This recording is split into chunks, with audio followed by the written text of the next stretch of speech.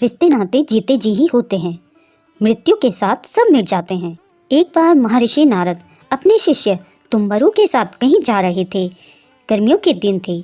एक प्याऊ से उन्होंने पानी पिया और पीपल के पेड़ की छाया में बैठ गए।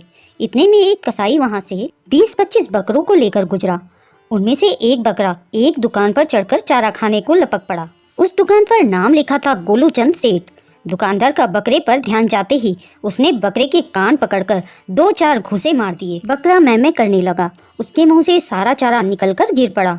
फिर कसाई को बकरा को पकड़ाते हुए सेठ ने कहा, जब इस बकरे को तू हलाल करेगा तो इसकी मुंडी मेरे को दे देना, क्योंकि यह मेरे चारे को खा रहा था।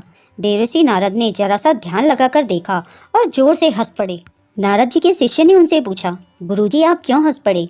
उस बकरे को जब घूंसे पड़ रहे थे तब तो आप दुखी हो गए थे, किंतु ध्यान करने के बाद अब आप हंस रहे हो, इसमें क्या रहस्य है? नारद जी ने कहा, छोड़ो भी, यह सब तो कर्मों का फल है, छोड़ो इसे। नहीं गुरुजी, कृपया करके बताइए। इस दुकान पर जो नाम लिखा है गोलूचंद सेठ, वह गोलूचंद सेठ स्वयं यह बकरा होकर आया है।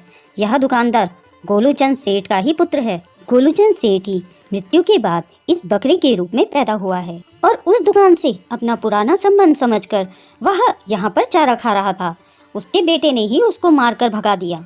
जब मैंने देखा तो इतने सारे बकरों के झुंड में से कोई दुकान पर नहीं गया, तो फिर सिर्फ वही बकरा क्यों उस दुकान पर गया? इसलिए ध्यान करके देखा तो पता चला कि इसका पुराना संबंध था। जिस बेटे के लिए गोलूचंद सेठ ने इतना पैसा कमाया था, आज वही बेटा उसे थोड़ा सा चारा भी खाने नहीं देता, और गलती से अगर खा भी लिया है तो कसाई से अपने ही बाप की मुंडी मांग रहा है।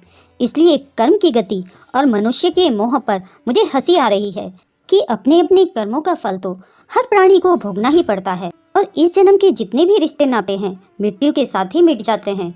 कोई भी काम नहीं आता सिवाय अपने कर्मों के। जो हम कर्म करते हैं वही हमारे साथ जाते हैं। दोस्तों, यह वीडियो आपको कैसी लगी? अगर यह वीडियो आपको अच्छी लगी हो तो इसे लाइक और शेयर करें। अगर आप मेरे चैनल में नए हैं तो सब्सक्राइब करें।